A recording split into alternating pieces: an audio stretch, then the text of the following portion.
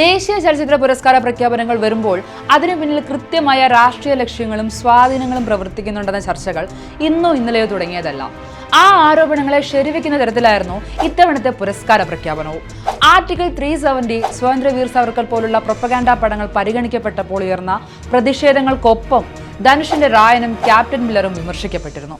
മഹാരാജ മെയ്യഴകൻ പോലെയുള്ള മികച്ച തമിഴ് ചിത്രങ്ങളെ മാറ്റി നിർത്തി റായൻ അവാർഡ് നൽകിയതിന് പിന്നിൽ കേന്ദ്ര സർക്കാരുമായുള്ള ധനുഷിന്റെ രാഷ്ട്രീയ ബന്ധങ്ങളാണെന്ന ആരോപണം ശക്തമായി ഉയർന്നിരുന്നു. ദിവസങ്ങൾക്ക് ശേഷം ഇത്തരം ചർച്ചകൾക്കെല്ലാം മറുപടിയുമായി എത്തിയിരിക്കുകയാണ് ധനുഷ്.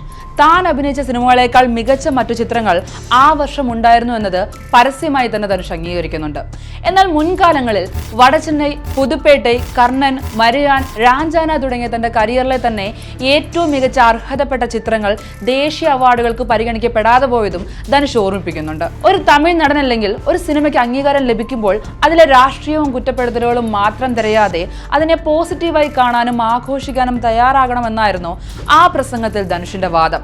എന്നാൽ ദേശീയ അവാർഡിന്റെ നിഷ്പക്ഷതയെ ഇതിനു മുൻപും പലതവണ ചോദ്യം ചെയ്യപ്പെട്ടിട്ടുണ്ട്. അതുകൊണ്ട് തന്നെ കേന്ദ്ര സർക്കാരുമായി ധനുഷ് നല്ല ബന്ധം സ്ഥാപിക്കാൻ ശ്രമിക്കുന്നുവെന്നും അതിന്റെ ഭാഗമായാണ് താരത്തിന് തുടർച്ചയായി ദേശീയ തലത്തിൽ വലിയ പരിഗണന ലഭിക്കുന്നതെന്നുമാണ് പ്രധാനമായും ധനുഷിനെതിരെ ഉയർന്ന വിമർശനം. അവാർഡ് വിവാദങ്ങൾക്ക് മറുപടി നൽകുന്നതിനോടൊപ്പം തന്നെ മറ്റൊരു കാര്യം കൂടി തന്റെ ആരാധകരോട് ധനുഷ് ആവശ്യപ്പെടുന്നുണ്ട്.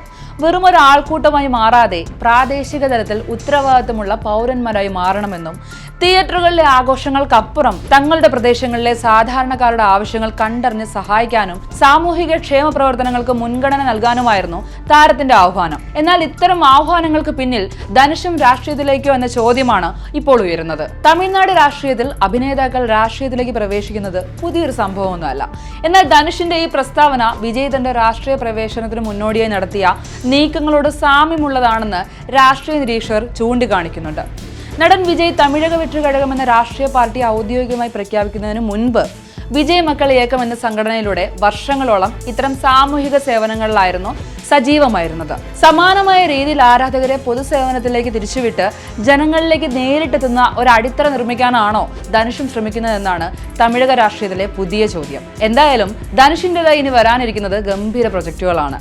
രാജ്കുമാർ പെരിയസ്വാമി സംവിധാനം ചെയ്യുന്ന ബിഗ് ബജറ്റ് ആക്ഷൻ ത്രില്ലറായ ഓം ചാപ്റ്റർ 1 ഉദരം ദ ബ്ലഡ് വുഡ് ആണ് ഇതിൽ ഏറ്റവും പ്രധാനം. മമ്മൂട്ടി, സായി പല്ലവി എന്നിവർ പ്രധാന വേഷങ്ങളിലെത്തുന്ന ഈ ചിത്രം ഒരു മൾട്ടി പാർട്ട് ഫ്രാഞ്ചൈസിയുടെ തുടക്കമായാണ് ഒരുങ്ങുന്നത്. കൂടാതെ അരുൺ മതേശ്വരൻ സംവിധാനം ചെയ്യുന്ന സംഗീത സംവിധായകൻ ഇളയരാജയുടെ ബയോപിക്കും ആരാധകരെ ആകാംക്ഷയോടെ കാത്തിരിക്കുന്ന ഒന്നാണ്.